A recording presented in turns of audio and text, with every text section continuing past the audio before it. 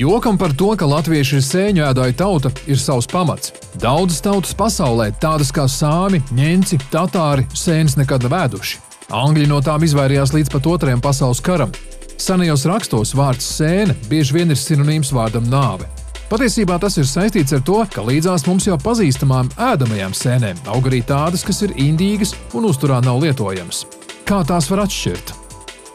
Indīgās sēnes var iedalīt vairākās grupās, pēc to iedarbības uz cilvēka organismu. Vāji indīgās sēnes iedarbojas uz gremošanas sistēmu un izraisa vēmšanu un caureju. Bieži vien šīs sēnes ir grūti atšķirt, jo pie tām pieder dažādas bērzlapas, vilnīši un sērsnenes. Daļu no tām var lietot uzturā pareizi pagatavojot. Piemēram, vilnīši ir labi jāmazgā un jānovāra. Citādi tie ir ne tikai rūgti, bet var arī izraisīt saindēšanos. Sarkanā mušmire un šķiedrgalvīte iedarbojas uz centrālo nervu sistēmu, un bez nelabas dušas vai vēmšanas parādās arī psihiski traucējumi, smieklu vai raudāšanas lēkmes. Šķiedrgalvītes ir vēl indīgāks par sarkano mušmiri. Iedarbojoties uz nervu sistēmu, tās var izraisīt neadekvātas reakcijas, taču šī un sarkanā mušmire, kaut arī labi pamanāma, nebūtu nav pati indīgākā sēne Latvijā. Šī ir saindēšanās, kad organisms vairs pats nespēja izvadīt kaitīgās vielas un tās iedarbojas šūnu līmenī. Citiem vārdiem, tās bojā šūnas. Zināmākā no šādām sēnēm, kuru nekādā gadījumā nedrīkst lietot uzturā, ir zaļā mušmire. Īpaši bīstamas viņas ir tāpēc, ka saindēšanās pazīmes parādās ļoti vēlu, pat vairākas dienas pēc tam, ka sēne ir lietota pārtikā. Tas nozīmē, ka indīgā sēne jau vairs kuņģī nav, un tur ar kuņģa skalošanu vairs nekas līdzēts nebūs. Indīgās vielas ir pārgājušas asinsrites sistēmā, iznēsāts pa visu organismu un jau tiešā veidā bojā ļoti nozīmīgus orgānus. Un ja pēc tam sākās neapturama caureja, neapturama vēmšana, tad tas jau ir svarīgu orgānu bojājumu dēļ, nevis tāpēc, ka kuņģī atrodas šīs indīgās sēnes.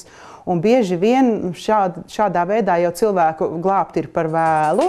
Zaļā mušmire ir Latvijā bieži sastopama, taču par laimi šī sēne aug zem ozoliem, tur, kur sēņotāji sēnes meklē samērā reti. Savukārt baltā mušmire, kas arī ir ļoti indīga, diemžēl aug egļu mežos, un to bieži sajauc ar atmateni. Galvenā atšķirība ir tā, ka atmatenēm lapiņas cepurītes apakšpusē, lapiņas ir tumšas, jaunām sēnēm ir sārtas vai pelēcīgas, un te jau vecākai sēnēm ir šokolādes brūnas, reizēm gandrīz melnas. Mušmirei, pat ja tā ir jau pilnīgi veca, lapiņas vienmēr ir baltas. Un man ir gadījies atrast, ka aug mežā bariņš ar atmatenēm, šīm te dzeltējušām atmatenēm, un pa viņām pa vidu ir viena baltā mušmire. Un izskatās pilnīgi tāpat. Tā kā, ne jau velti, tā tomēr ir tā mums īstenībā bīstamākā sēne, ar kuru saindējās. Reizēm mušmiras ēd zvēri, piemēram aļģi, taču viņu organisms ir uzbūvēts nedaudz citādi. Sēne viņiem nav kaitīga, un šādā veidā dzīvnieks iztīra zārnu traktu no parazītiem. Eksistē virkne mītu par to, kā var atpazīt indīgās sēnes. Piemēram, sēne ir indīga, ja tā ir gredzentiņš ap kātu, ja paliek zila, kad nogriež ar nazi. Vai arī sēne nav indīga, ja tu ēd kāpuri, vai arī pieliekot pie mēlus tā ir garšīga. Taču, lai izvairītos no indīgām sēnēm, tās ir jāpazīst katra atsevišķi. Minētā indīgākā sēne, zaļā mušmire, smažo pēc medus un runā, ka garšo pēc riekstiem. Tas arī pats galvenais padoms, lai nesaindētos ar sēnēm, lasīt tikai tās, ko jūs ļoti labi pazīstiet un kur jums nav nekādu šaubu, ka tās ir ēdamās sēnes. Kaut vai tās būtu tikai gailenes.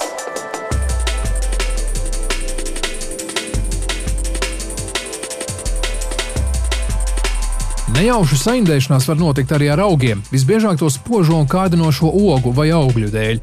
Lūk daži no piemēriem. Manuprāt, augs numur 1, ar kuru varētu saindēties, ir parastā zalktene. Tuvojoties rudenim, zalktenē nogatavojās ogas, kuras ir koši sarkanas, centimetru garumā, spožas, ļoti skaistas un pamanāmas.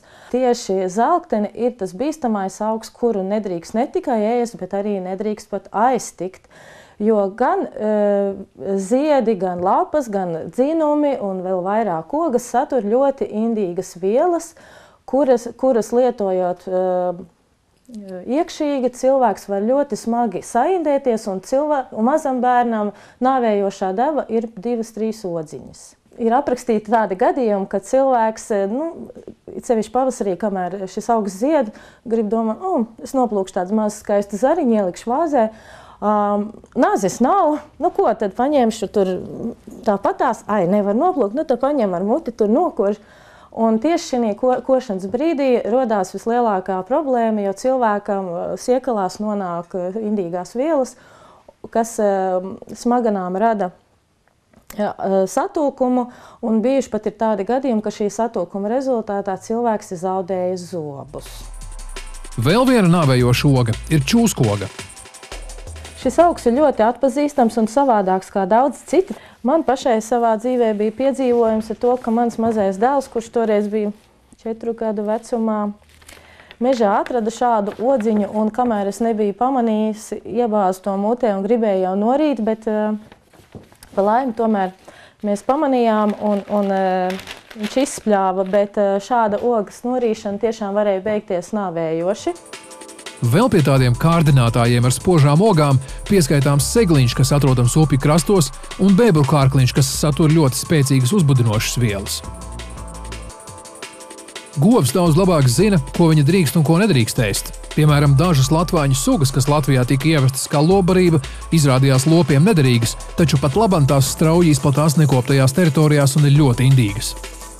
Kamēr tas ir zaļš, tikmēr viņam pat nevar pieskārties, jo augs satur ļoti, ļoti spēcīgas indīgas vielas saturošu sulu, kura nonākot uz cilvēka ādas un saules gaismas ietekmē rada milzīgu fotoķīmisku apdegumu, kurš ilgstoši nedzīst un ļoti sāp.